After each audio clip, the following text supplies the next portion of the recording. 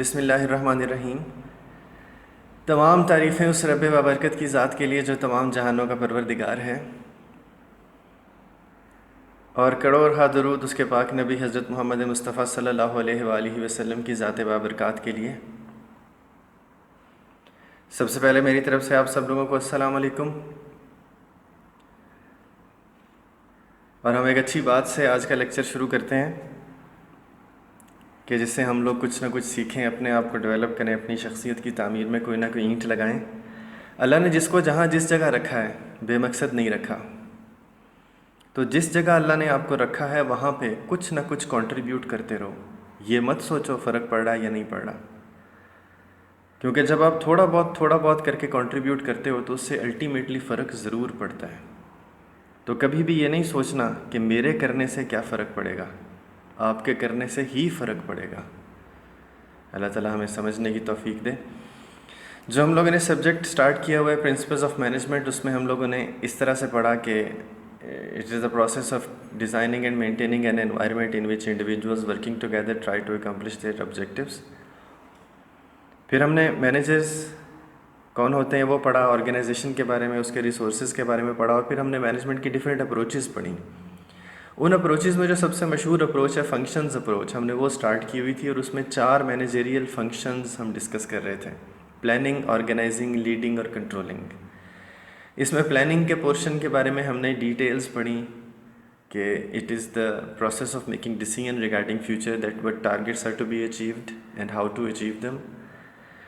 हम इसमें फ्यूचर के बारे में डिसीजन मेकिंग करते हैं कि हमने किन किन ऑब्जेक्टिव्स को अचीव करना है और कैसे अचीव करना है, उसका तरीक़ाकार या लाहा अमल क्या होगा। हमने इसमें डिसीजन मेकिंग, उसकी डिटेल्स, उसकी अप्रोचेस पढ़ी, इंट्यूटिव रैशनल डिसीजन के बारे में डिस्कस किया। इसमें हमने ऑब्जेक्टिव्स की डिफरेंट कैटेगरीज पढ़ी, long term, medium term, short term objectives को, विजन एंड मिशन को डिस्कस किया। इसमें हमने कोर्स ऑफ एक्शन के डिफरेंट लेवल्स पढ़े, हमने स्ट्रेटजी, पॉलिसी, रूल्स, प्रोसीजर्स को डिस्कस किया। अब जब मैनेजर्स ये डिसाइड कर लेते हैं, प्लान कर लेते हैं कि क्या करना है, कैसे करना है, तो यहाँ से दूसरा फंक्शन मैनेजर्स का इम्पोर्टेंट स्टार्ट हो जाता है, विच इज़ ऑर्गेनाइजिंग। और ऑर्गेनाइजिंग इसका लफ्ज़ी मतलब ही है to arrange the things, to make things in order, चीज़ों को तरतीब से लगा देना।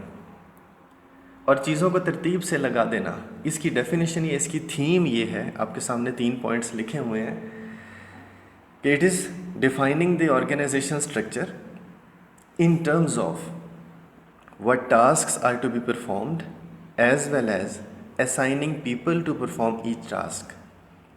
कि ऑर्गेनाइजिंग ये है कि हम किसी ऑर्गेनाइजेशन में चीज़ों को अरेंज कर दें, फॉर्मली ऑर्गेनाइज कर दें, इन ऑर्डर कर दें कि क्या एक्टिविटीज़ हैं, क्या टास्क्स हैं और किसने वो उन टास्क्स को परफॉर्म करना है। तो ये 3 चीज़ें जो आपके सामने लिस्ट डाउन हुई हैं, ऑर्गेनाइजेशन स्ट्रक्चर, टास्क और पीपल, इनका अरेंजमेंट कहलाता है ऑर्गेनाइजिंग। कि ऑर्गेनाइजिंग की हमारे पास डेफिनेशन ये है कि formal arrangement of jobs within any organization to accomplish the objectives. एक मिसाल देता हूँ ताकि हमें ऑर्गेनाइजिंग की समझ आ जाए। बीबी ऑनर्स जो आप लोगों की क्लास है, कोर्स है, उसमें किसी ने डिसाइड किया कि 4th सेमेस्टर में एक सब्जेक्ट होगा प्रिंसिपल्स ऑफ मैनेजमेंट के नाम से, और ये सब्जेक्ट पढ़ाया जाएगा थ्रू लेक्चर्स। ये जो है ना, डिसाइड किया किसी ने कि एक सब्जेक्ट प्रिंसिपल्स ऑफ मैनेजमेंट होगा और पढ़ाने का तरीकाकार लेक्चर्स होगा, ये प्लानिंग होगी। किसी ने ऑब्जेक्टिव डिफाइन कर दिया और तरीकाकार कि वो पढ़ाया कैसे जाना है। अब जो आपके एचओडी ने टाइम टेबल डिस्प्ले किया है ना नोटिस बोर्ड पे कि किस दिन कितने बजे से कितने बजे तक प्रिंसिपल्स ऑफ मैनेजमेंट की क्लास होगी और कौन पढ़ाएगा। देखो, किस दिन कितने बजे से कितने बजे तक प्रिंसिपल्स ऑफ मैनेजमेंट की क्लास होगी और कौन टीचर पढ़ाएंगे। स्ट्रक्चर कर दिया एक्टिविटीज़ को कि क्या टास्क है और किसने परफॉर्म करना है। ये जो हमारे पास टाइम टेबल डिस्प्ले हुआ है, that is the best example of organising. कि the formal arrangement has been made कि what job is going to be performed and who is going to perform that job, ताकि जो हमने पहले plan किया है, डिसीजन लिया है, हम उसको पूरा कर लें। अब ये जो हमारे पास ऑर्गेनाइजिंग का फंक्शन है ना, इस फंक्शन की थीम है ऑर्गेनाइजेशन को स्ट्रक्चर्ड कर देना, ऑर्गेनाइजेशन का डिज़ाइन बना देना। तो इसका जो ऑर्गेनाइजिंग का सबसे पहला इंग्रेडिएंट है ऑर्गेनाइजेशनल स्ट्रक्चर। हम उसके इंग्रेडिएंट्स को इन डिटेल डिस्कस करेंगे। अब जब भी किसी ऑर्गेनाइजेशन का स्ट्रक्चर बनाते हैं तो ऑर्गेनाइजेशन स्ट्रक्चर या ऑर्गेनाइजेशनल डिज़ाइन एक ही चीज़ के दो मुख्तलिफ नाम हैं। और ऑर्गेनाइजेशन स्ट्रक्चर से मुराद है a formal arrangement of activities within organisation.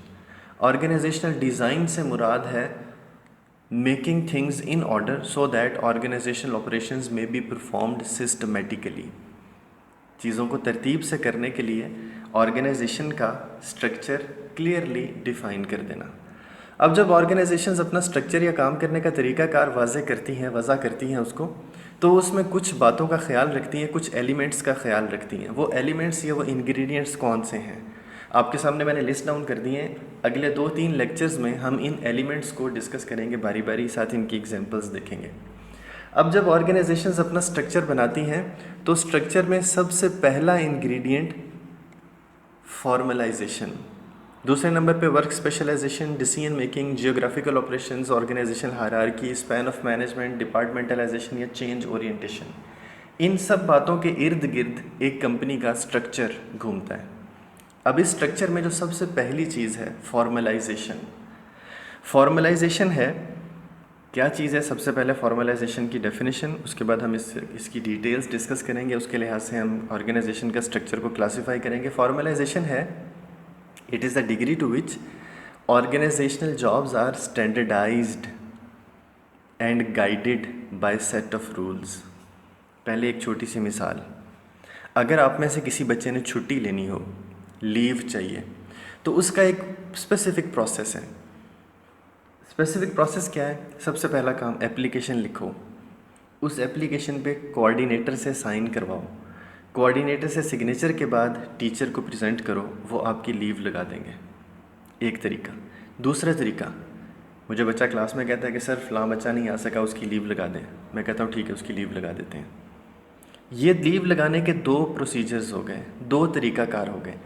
एक तरीक़ाकार ऐसा है लीव का जो एप्लीकेशन लिखी, कोऑर्डिनेटर से साइन करवाई, टीचर को प्रेजेंट की, फिर लीव लगी। इसमें प्रोसीजर भी लेंथी है, इसमें डॉक्यूमेंटेशन भी हो रही है जो एप्लीकेशन है, इसमें मल्टीपल पीपल भी इन्वॉल्व हैं। जबकि दूसरी तरफ जिसमें मुझे कहा कि छुट्टी दे दें, लीव लगा दें, मैंने लीव लगा दी, उसमें ना प्रोसीजर कॉम्प्लेक्स है, उसमें ना डॉक्यूमेंटेशन बहुत ज़्यादा हो रही है, कोई डॉक्यूमेंट इन्वॉल्व नहीं है, उसमें ना कोई थर्ड पर्सन इन्वॉल्व हो रहा है, बल्कि जिसकी लीव लगानी है मैंने लगा दी है, दैट्स इट। अब फॉर्मलाइजेशन जो है ना, ये डिग्री ऑफ फॉर्मेलिटीज़ है।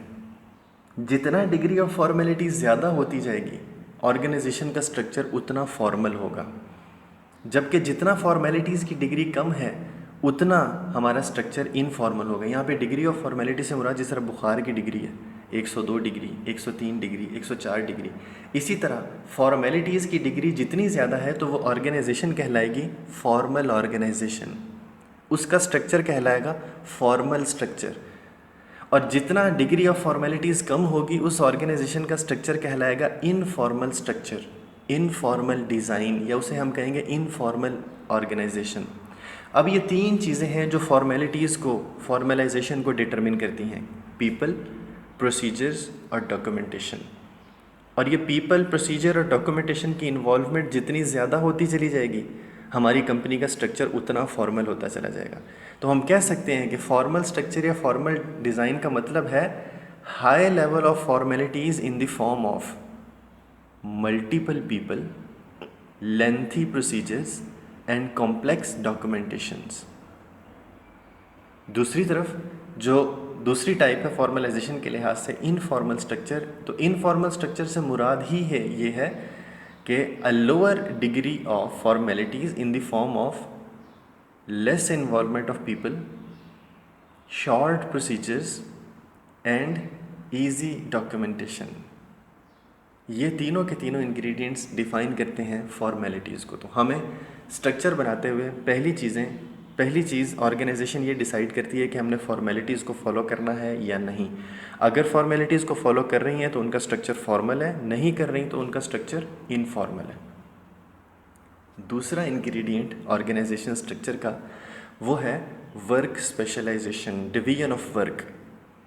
अब यहाँ पे डिवीजन ऑफ वर्क या डिवीजन ऑफ लेबर एक ही चीज़ के मुख्तलिफ नाम हैं। पहले मैं आपको एक छोटी सी मिसाल देता हूँ, उसके बाद हम डिवीजन ऑफ वर्क को डिस्कस करेंगे क्या चीज़ है।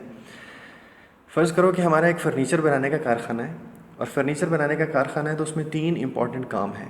लकड़ी पड़ी है, सबसे पहले उसकी कटिंग करनी है, कटाई का काम है। दूसरे नंबर पे उसकी असेंबलिंग करनी है, जोड़ के कुर्सी बनानी है।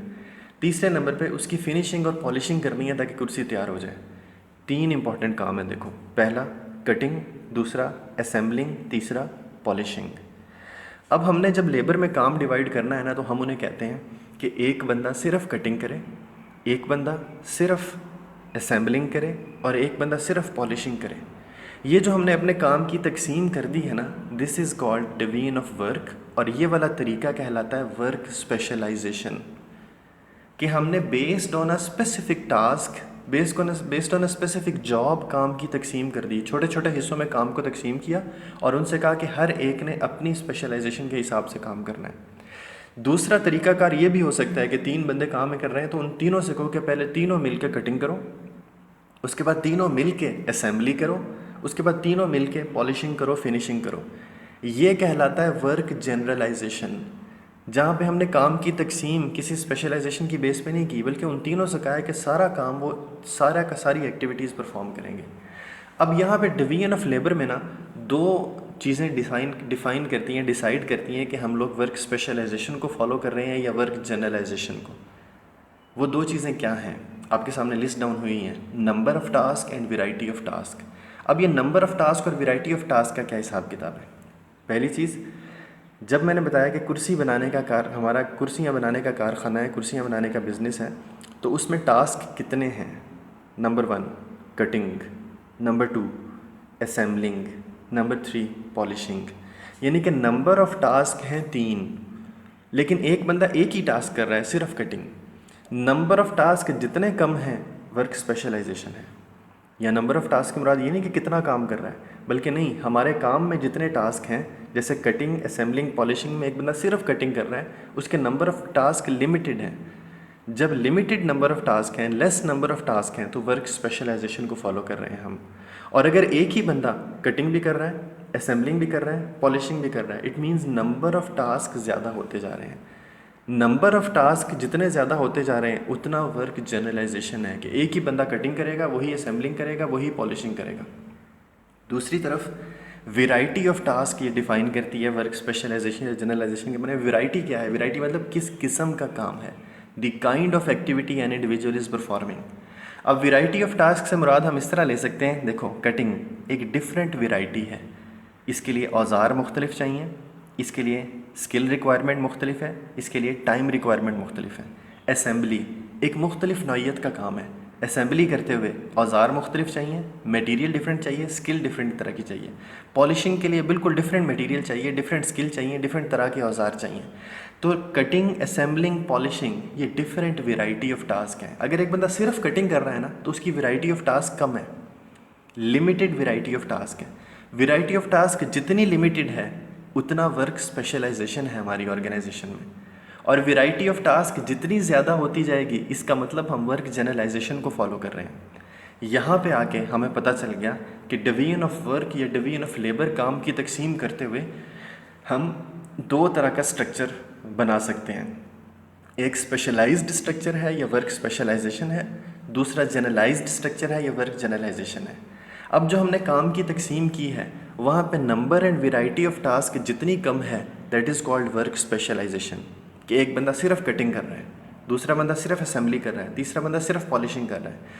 और अगर number and variety of task ज़्यादा है, यानी कि एक ही बंदा कटिंग करेगा, फिर वही असेंबलिंग करेगा, वही पॉलिशिंग करेगा, नंबर ऑफ़ टास्क भी ज़्यादा, वेराइटी ऑफ़ टास्क भी मुख्तलिफ, ये कहलाएगा जनरलाइज्ड स्ट्रक्चर या वर्क जनरलाइजेशन। तो सबसे पहली चीज़ कंपनी डिफ़ाइन की उन्होंने फॉर्मलाइजेशन या लेवल ऑफ़ फॉर्मेलिटीज़। दूसरी चीज़ उन्होंने ये डिफ़ाइन की कि हमने काम करवाते हुए स्पेशलाइजेशन को फॉलो करना है या जनरलाइजेशन को। तीसरी चीज़ डिसीजन मेकिंग है। अब डिसीजन मेकिंग के लिहाज से कंपनी का स्ट्रक्चर कितनी तरह का हो सकता है, इसको इंशाल्लाह हम लोग नेक्स्ट लेक्चर में डिस्कस करेंगे। यहाँ तक आपके जहन में किसी में कोई सवाल हो तो वो पूछ सकता है। That's all from my side. अगर किसी के जहन में कोई क्वेश्चन है तो यू मे आस्क।